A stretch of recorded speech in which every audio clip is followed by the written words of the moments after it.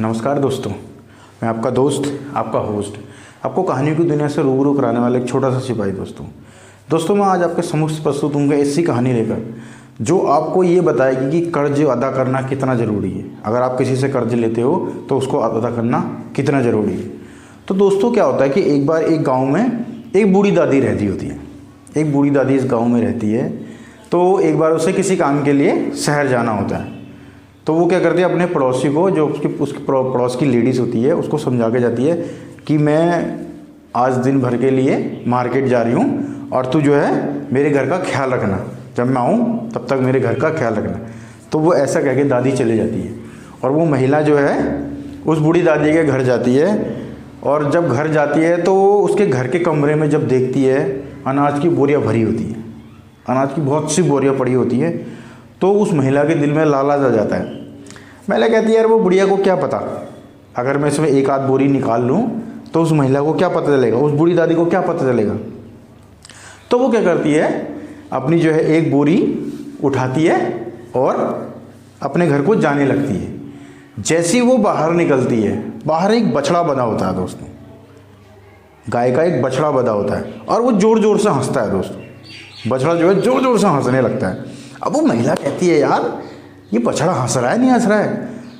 तो वो इग्नोर मार के फटक से वो बोरी अपने घर जाके रख के आ जाती है। ठीक है, रख के जाती है। और जब शाम को बूढ़ी दादी आती है तो वो बूढ़ी दादी से पूछती है, दादी क्या आपका बछड़ा हंसता है, क्या आपका बछड़ा हंसता है। तो दादी बोलती हंसते हुए, बेटा कलयुग है, क्या पता हंसता होगा, क्या पता हंसता होगा।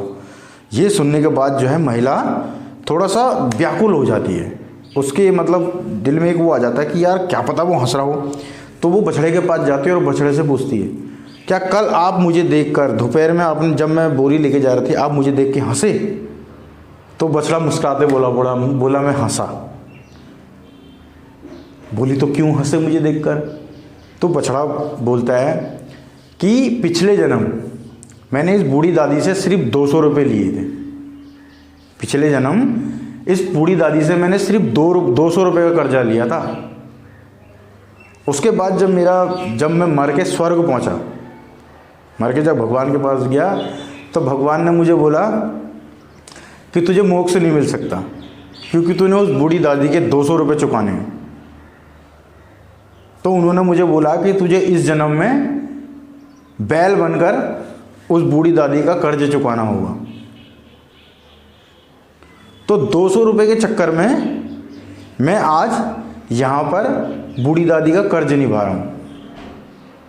अब मैं ये देख के हंस रहा था कि मैंने सिर्फ 200 रुपये लिए थे, मैंने सिर्फ 200 रुपये लिए थे और मैं ये 200 रुपये चुकाने के लिए दूसरा जन्म लेकर यहाँ आया हूँ। और कब मैं बड़ा होऊंगा, कब मैं बैल बनूंगा और कब मैं इस बूढ़ी दादी का 200 रुपये चुकाकर मुक्त हो जाऊंगा।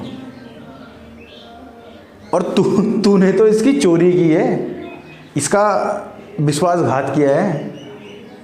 अब ये तू सोच कि तू क्या जन्म लेके इस बूढ़ी दादी का पैसा चुका पाएगी, कर्ज चुका पाएगी। इसीलिए मैं हंस रहा था कि मैंने सिर्फ 200 रुपये लिए, मुझे दूसरे जन्म में इसका बैल बनना पड़ा।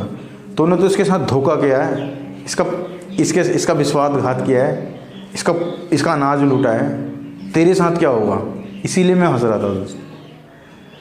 तो ये सुनने के बाद जो वो औरत जो है घबरा जाती है।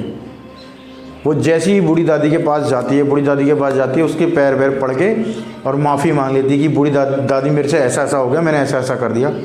तो बूढ़ी दादी जो है बड़ा दिल रख के उस लेडीज़ को माफ़ कर देती है। कहती कोई बात नहीं बेटा, तूने अपनी गलती मान ली, तो तू क्या करना है, इस अनाज का पैसा थोड़ा थोड़ा करके चुका देना। तो वो पैसा जो है चुका देती है। ठीक है, तो इस कहानी का यही सार है दोस्तों कि जब भी आप किसी से पैसा लें, कर्जा लें, कोई तुम्हारी हेल्प करे तो उसकी हेल्प रिटर्न इसी जन्म में कर देनी है दोस्तों।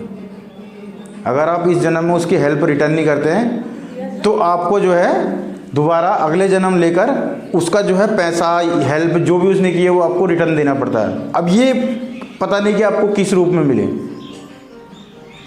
दोस्तों ये कहानी काल्पनिक हो सकती है, ये कहानी काल्पनिक हो सकती है, मगर इसमें बताई हुई बातें सारी सच हैं।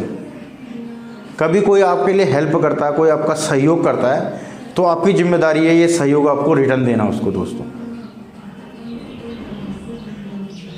आपसे फिर मिलता हूँ दोस्तों, अच्छे विचारों के साथ, एक बढ़िया अच्छी कहानी के साथ। धन्यवाद दोस्तों, धन्यवाद।